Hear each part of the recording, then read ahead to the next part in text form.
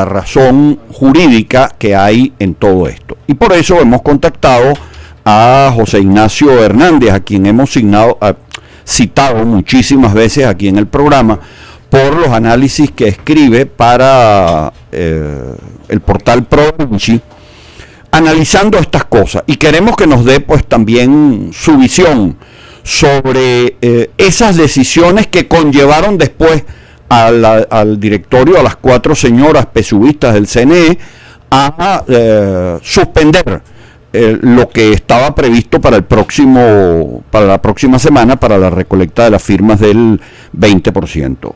José Ignacio, bienvenido a Público y Confidencial. Gracias por atender nuestra llamada.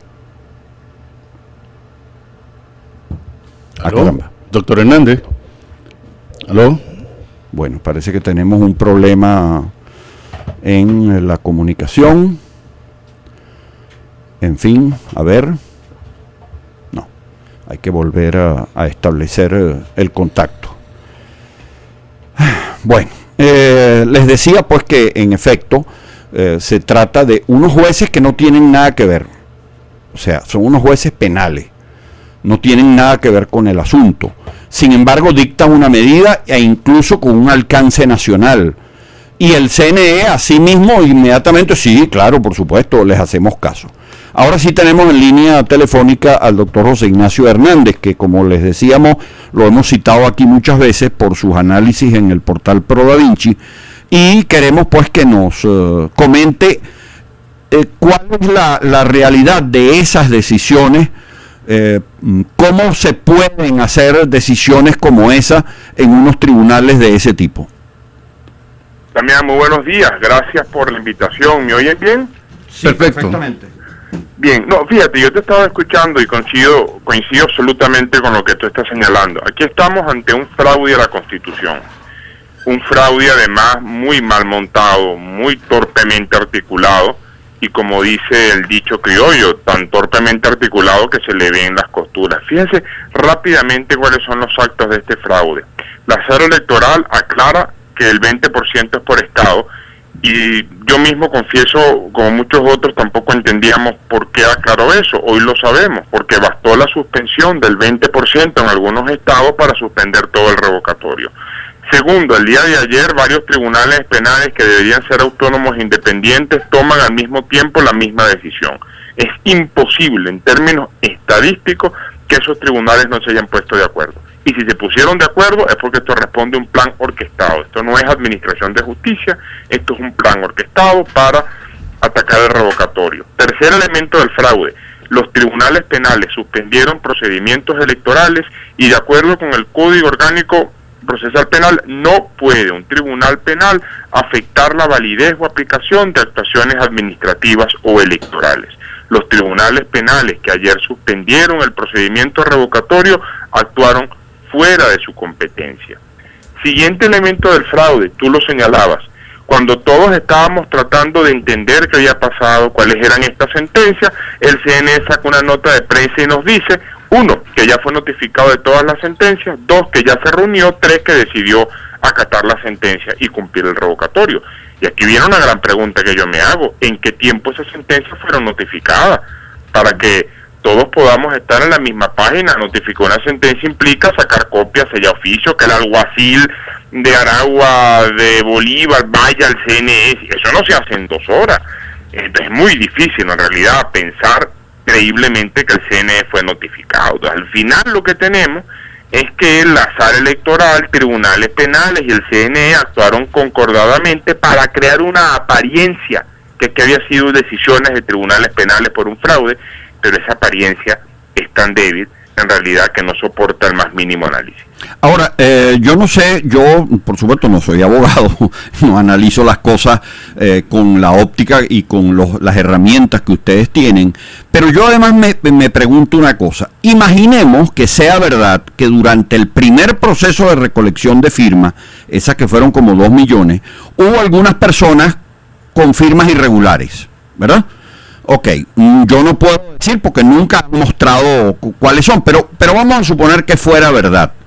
Ok, pero luego se hizo un proceso de validación por parte del CNE.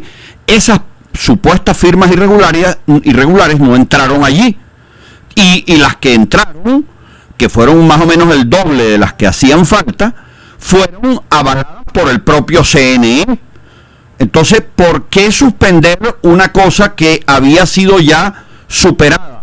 Si había alguna irregularidad en el proceso original, bueno, muy bien, acusen a las personas que tengan que acusar por eso, pero eso no tiene nada que ver con el 1% que luego avaló el propio CNE.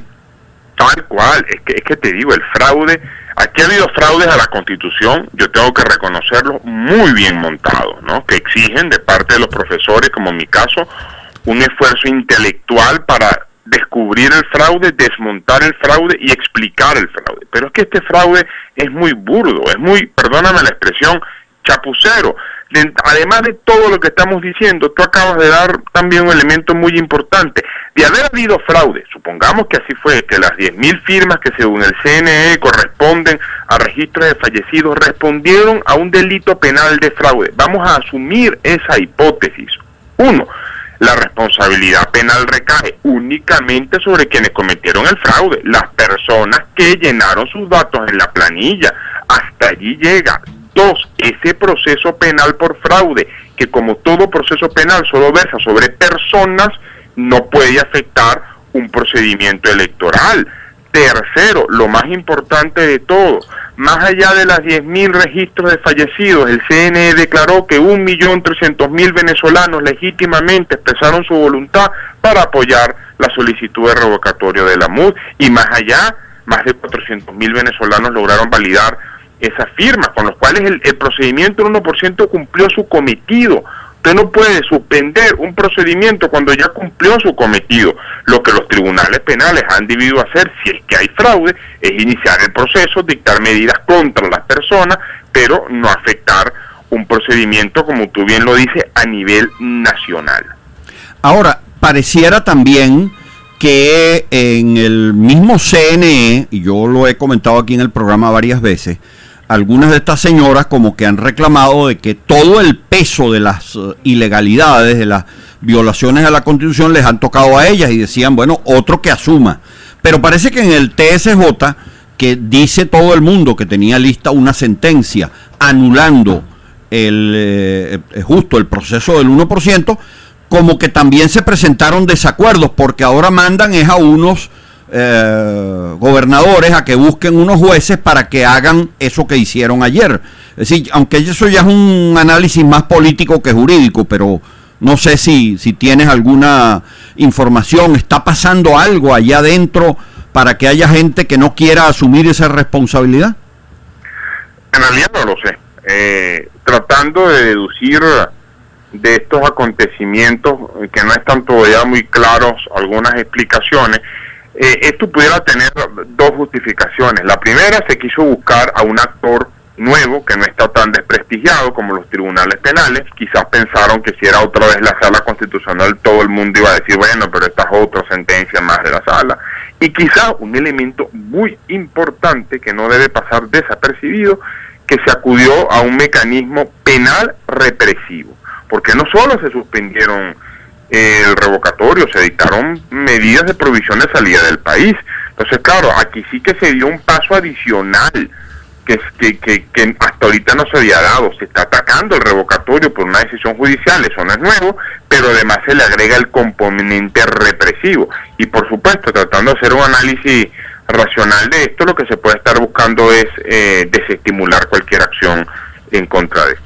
Correcto. Y quizás más adelante actuar contra la Mesa de la Unidad, y que en cualquier elección próxima pues la oposición no pueda participar porque no tiene partidos políticos legalizados en el CNE, y ellos podrían actuar contra la mesa, quizás. Sí, iniciar, o más que iniciar el camino penal, anunciar que ese camino penal está abierto. Yo sí creo, te insisto, los acontecimientos son muy recientes como para hacer un análisis, pero que haya sido tribunales penales pudiese ser un indicio de que estamos ante una nueva modalidad de cometer el fraude, que es a través de tribunales penales que utilizan mecanismos represivos, y eso por supuesto conduce a un camino mucho más complejo que el ya complejo camino que hemos transitado. Ok, ahora por último, políticamente la Mesa de la Unidad anunciará, por cierto entiendo que lo van a hacer ahora al mediodía, todas las acciones que se van a seguir haciendo, pero desde el punto de vista jurídico, ¿hay alguna instancia nacional o internacional a donde pueda acudir la Mesa de la Unidad para reclamar por este exabrupto?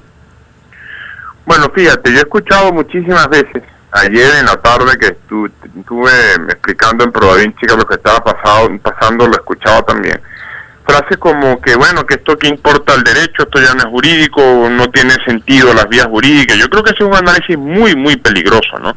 Desde el mismo momento en que el ciudadano renuncia a explicar por qué se está violando la Constitución, pues está renunciando a la misma Constitución, con lo cual quiero decir que todos estos mecanismos jurídicos que los hay en efecto son caminos que deben transitarse, no porque de ellos se espere algo, sino porque ello ratifica la voluntad de hacer cumplir la Constitución. En el plano interno, pues bueno, aquí los que han sido objeto de estas medidas penales tienen que ejercer, supongo yo, sería la recomendación, ejercer acciones, apelar de estas medidas, etcétera, etcétera. Sabemos que eso no va en el plano penal a llevar a ningún lado, pero no es un mecanismo que simplemente debe abandonarse. En el plano internacional conviene recordar que Venezuela es objeto de escrutinio ante la OEA por un procedimiento en el marco de la Carta Democrática Interamericana, y sin duda lo que sucedió ayer es un elemento adicional de valoración en ese procedimiento, y yo tendería a pensar que más temprano que tarde veremos pronunciamientos de la Organización de Estados Americanos.